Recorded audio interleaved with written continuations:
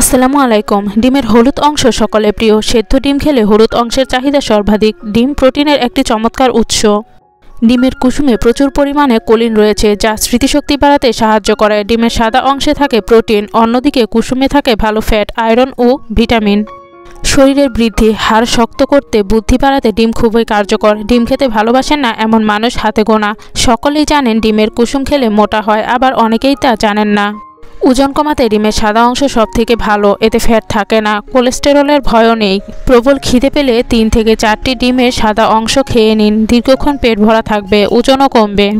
তবে অনেকে জানেন না ডিমের কুসুমকে তো এগ ইয়ক বলে, তবে সাদা অংশকে কি বলে? ডিমের সাদা অংশকে অ্যালবুমিন বলে, যা অনেকেরই অজানা। আজকের ভিডিওটি এই পর্যন্তই। পরবর্তী ভিডিওতে কোন বিষয় সম্পর্কে জানতে চান তা কমেন্ট করে জানান। এতক্ষণ ধরে ভিডিওটি দেখার জন্য অসংখ্য ধন্যবাদ।